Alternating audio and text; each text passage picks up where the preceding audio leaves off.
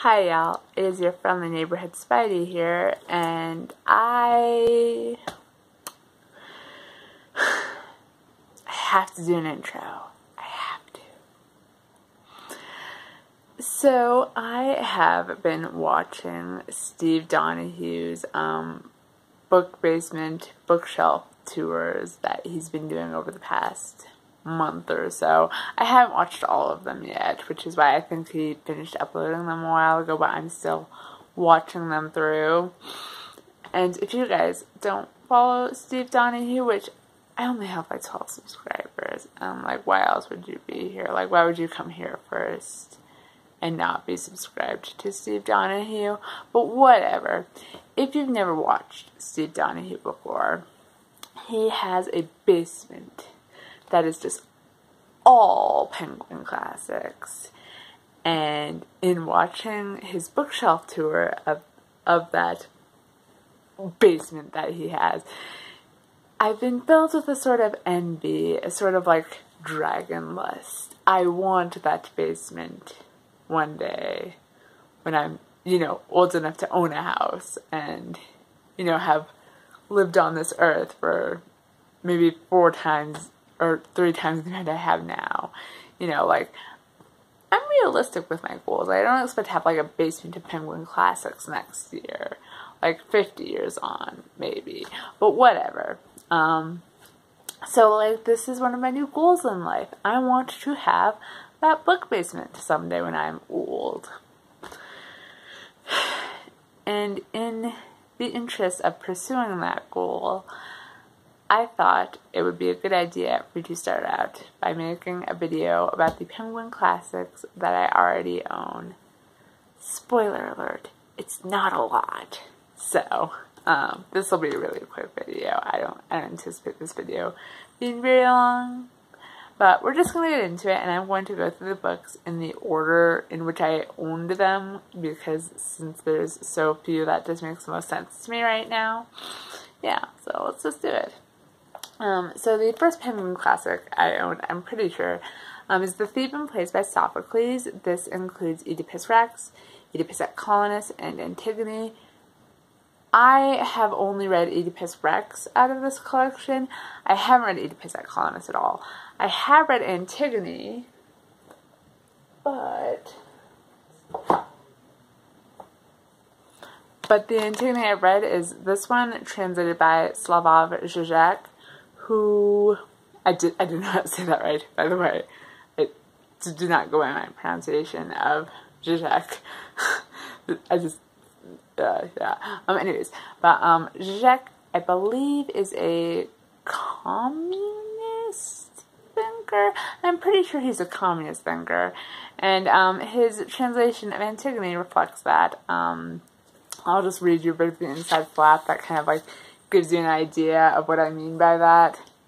So, what if Antigone wasn't really so innocent and pure? And what if Creon, the representative of state power, also has a valuable point to make? And what if both Antigone and Creon are part of a problem that only popular intervention can confront? So, that's what I mean when I say this is a communist translation of Antigone. That's the kind of flavor you're getting. So, with that in mind, I haven't really read Antigone, so I probably should at some point read Oedipus at Colonus and Antigone. I need to read Oedipus Rex too. It's been a while. So, so the second book, the second Penguin classic that I have owned throughout my life, and also this one was not for a class. I just owned it from high school because I was a weird kid in high school. Get a hair in my mouth. Alrighty. Okay, anyways. Did not get it. Alrighty. Okay, so now that I'm done with having hair in my mouth, we can move on to the next book, which is The Last Days of Socrates by Plato.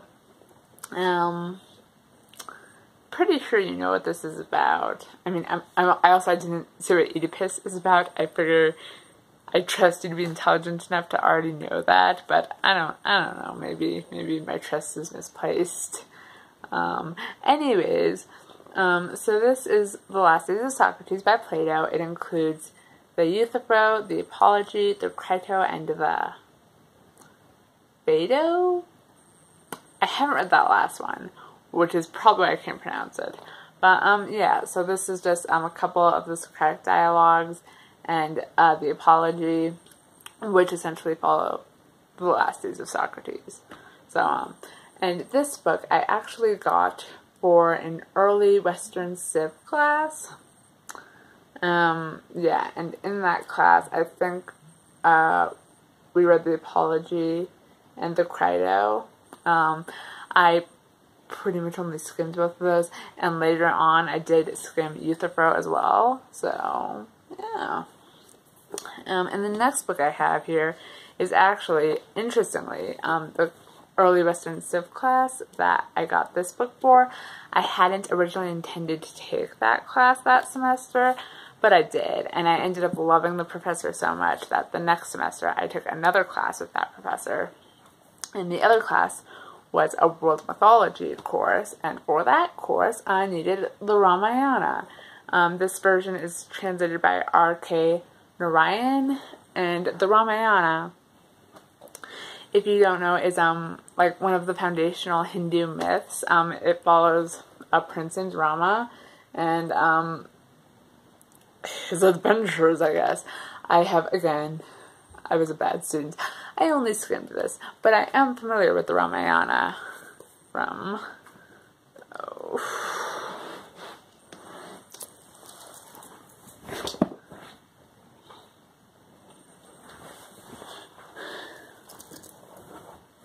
But despite only skimming this, I'm pretty familiar with the Ramayana because this is a book that I have owned since I was a child. This is Stories from India. It's got a shiny gold cover. Yeah.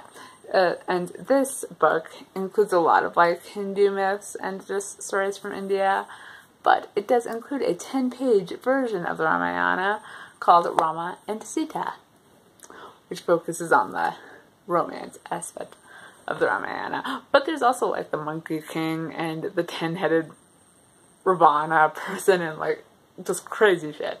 Like the Ramayana is some crazy shit if you're looking for some crazy shit. Yeah.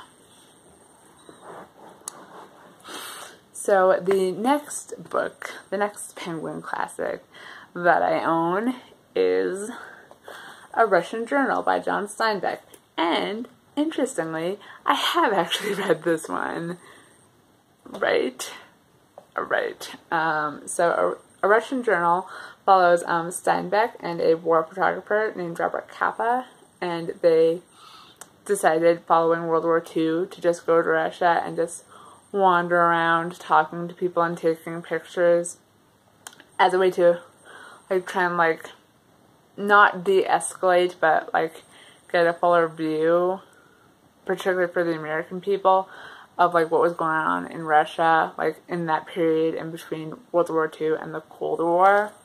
So this book is fantastic. I absolutely adore it. It's by far like definitely my second favorite book that I read in college. It's so good. It's so good. In fact, I will convince you. Nope, too far. I will convince you of this book if it is the last thing I do. Okay, so like this is Steinbeck and Capa, right? And they're just like bro tripping it together through Russia, am I right? And so this is Steinbeck's description of Capa's bathroom habits. He is a bathroom hog, and a very curious one. His method is as follows. He rises from his bed and disappears into the bathroom and draws a tub of water. He then lies in that tub of water and reads until he becomes sleepy, whereupon he goes to sleep. This may go on for 2 or 3 hours in the morning, and it can be readily seen that the bathroom is immobilized for any more serious purposes while he's in there. I offer this information about Kappa as a public service. With 2 bathrooms, Kappa is charming, intelligent, and a good-natured companion. With 1 bathroom, he is So, if that doesn't convince you that this book is worth reading, I don't know what will, because that's just the best ever. Like, hands down, put it away. You can't beat it. You can't beat that. So the next Penguin classic that I own, I actually got for that same semester, but I haven't read this one. And it is The Lead by Charlotte Bronte, which I do intend to read this month, hopefully. So hopefully by the end of this month I will know what this is about, because right now I do not. So I don't really have a lot to say about it, other than, you know, I own it. So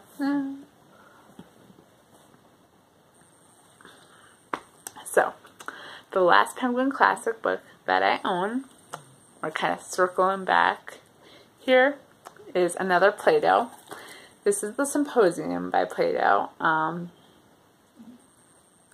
got this book for my last semester in college. I was taking a history course. It was like the ancient Greeks and modern literature or something like that. It was a weird course.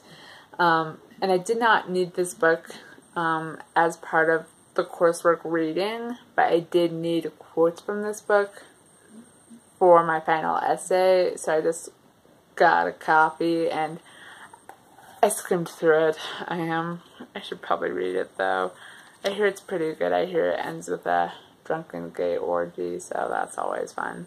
Yeah, so. Also, so that's all the Penguin classics that I own, right? But I do have one more fun thing.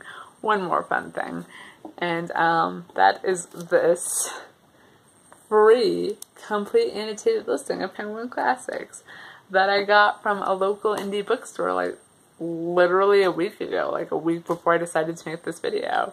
So, and this is just a book that, like, is a listing of all the Penguin classics that Penguin has published as of 2014. So, like, that's just a thing that's really fun to have. Yeah, so these are the Penguin classics that I own so far.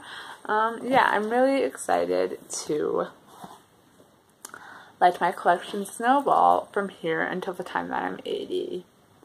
So, I don't know if this video is actually more for me than it is for you, just so that I'll be able to see, looking back on what I started with in regards to Penguin classics when I made this decision, and what I already had out of college 2 years from now, and I hopefully have a few more to see how my collection has grown.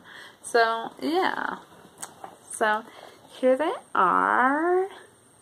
Yeah, this is it for today. So yeah, that's it. Bye.